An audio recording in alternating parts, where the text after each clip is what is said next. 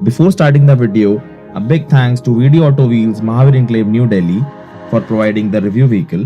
अगर आप भी चाहते हैं होंडा के छोटे सेगमेंट में कोई भी टू व्हीलर, चाहे हो बाइक या हो स्कूटी या हो electric scooty, then do visit the showroom. Address and phone number is in the description. India में स्कूटर्स का मतलब होता क्या है? स्कूटर्स का मतलब होता है सिंपल, रिलायबल और तीसरा कंफर्टेबल राइड, और इन तीनों का मिक्सचर मिला के हो सकता है होंडा एक्टिवा. होंडा एक्टिवा की लेगेसी शुरू हुई थी 2001 में, और 2001 से 2026 तक ब्रांड ने इसमें कई सारे जनरेशंस के साथ साथ इसमें बहुत अच्छे एवोल्यूशन किए. बहुत अच्छी स्टाइलिंग, बहुत अच्छी परफॉर्मेंस मिली इस ब्रांड को इस स्कूटी के थ्रू, और बहुत ही अच्छी पॉपुलैरिटी मिली.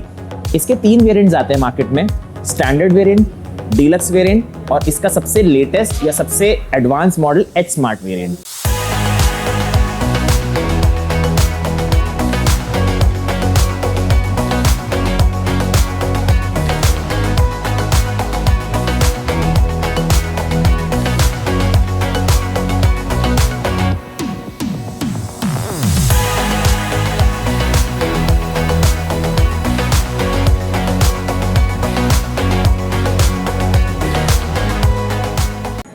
अब हमारे साथ खड़ा है सबसे टॉप वेरिएंट एक्टिवा का, जो कि है एक्टिवा एच स्मार्ट 110 सीसी में.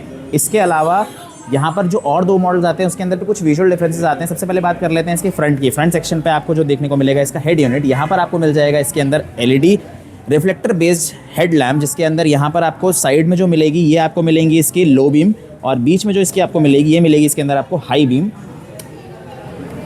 और साइड में इसको आपको हैलोजन बल्ब देखने को मिल जाते हैं इंडिकेटर्स में नॉर्मल. जो इसका हेड यूनिट है और जो स्टैंडर्ड का हेड यूनिट है, दोनों में साइज़ का डिफरेंस है, लेकिन इसका और डीलक्स का दोनों का हेड यूनिट थोड़ा सा छोटा है स्टैंडर्ड के कंपैरिजन में. यहाँ जो फ्रंट एप्रन है, यहाँ पर आपको होंडा का स्टिकर देखने को मिल जाएगा. इसके अलावा यहाँ मिल जाएगा आपको इसका नंबर प्लेट क्लैम्प, और यहाँ मिल जाएगा इसके क्रोम इंसर्ट्स के साथ ये थोड़ा सा मैट ब्लैक एलिमेंट, जो कि इसकी स्टाइलिंग को थोड़ा अच्छा लगा करता है. साथ ही साथ ये जो इसका पूरा फ्रंट एप्रन का यूनिट है, ये आपको सेम मिलेगा इसके तीनों मॉडल्स में. बात कर लूँ अगर इसके फ्रंट फेंडर की, तो यहाँ पर आपको थोड़ा सा मैट में ये मिल जाएगा थोड़ा एलिमेंट, जो कि बहुत सुंदर लगता है देखने में. और यहाँ पर आपको इसमें मिल जाएंगे दोनों तरफ रिफ्लेक्टर्स, और इधर मिल जाएंगे आपको टेलीस्कोपिक सस्पेंशंस.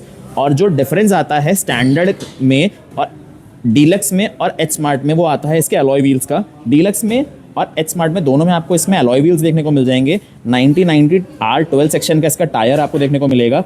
कॉम्बी ब्रेक आपको देखने को मिल जाती है इसके सभी तीनों मॉडल्स के अंदर.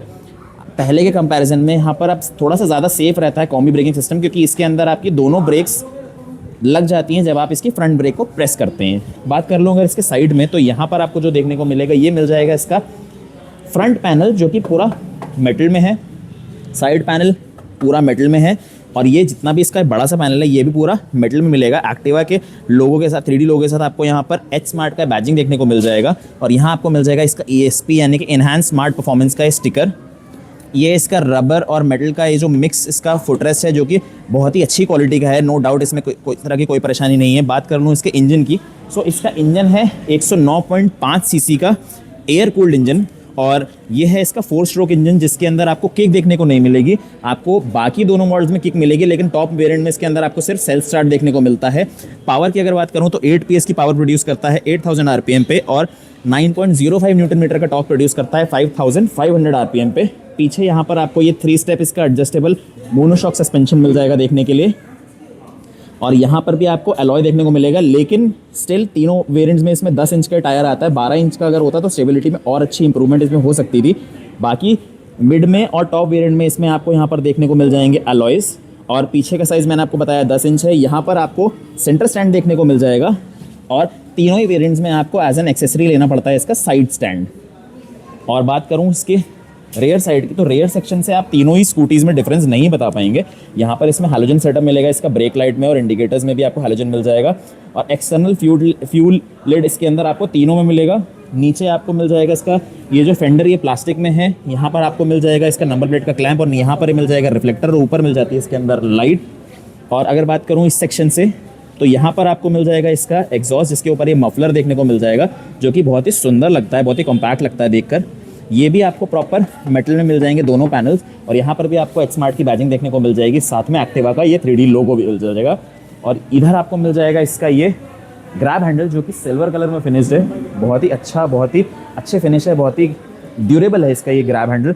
होंडा की जो आपको सीट मिलेगी देखने के लिए दोनों तीनों ही मॉडल्स में आपको सेम मिलेगी, किसी तरह का इसमें कोई डिफरेंस आपको देखने को नहीं मिलता है। अगर मैं बात करूं इसकी सीट हाइट की तो 764 mm की इसके अंदर आपको सीट हाइट देखने को मिल जाएगी।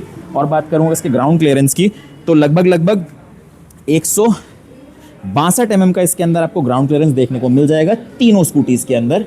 अब आती है बात इसके फ्रंट की। फ्रंट में जो इसका फुटबोर्ड है ये भी आपको सेम देखने को मिल जाता है। इसका फुटबोर्ड के अलावा जो आप मेन डिफरेंस आता है वो आता है इसके लॉक सिस्टम में। यहाँ पर आपको ये मिल जाएगा रिमोट की, साथ में आपको ये मिल जाएगी ये मैनुअल बूट ओपनिंग की। यहाँ पर अगर मैं आपको सिस्टम दिखाऊँ तो इस सिस्टम में आपको यहाँ पर जो देखने को मिलेगा मल्टी फंक्शन की जगह ये मिल जाएगा नॉब, जिसको आप प्रेस करेंगे तो आपको यहाँ लाइट देखने को मिल जाएगी और एक सिंगल इग्निशन देंगे तो यहाँ पर आप इसको जैसे ही प्रेस करते हैं ये इसकी सीट ओपन हो जाएगी।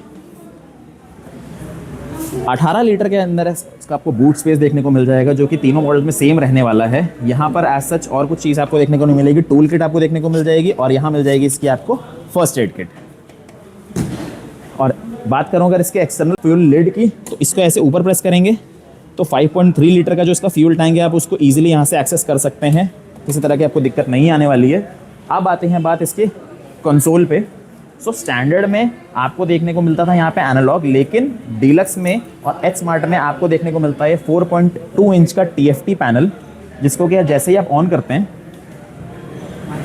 चेक इंजन लाइट मिल जाएगी, ऊपर आपको इंडिकेटर्स का ऑप्शन मिल जाएगा, यहाँ आपको मिल जाएगा ये की का ऑप्शन जो कि आपको दिखाएगा इसकी रिमोट की जब इसके पास रहती है।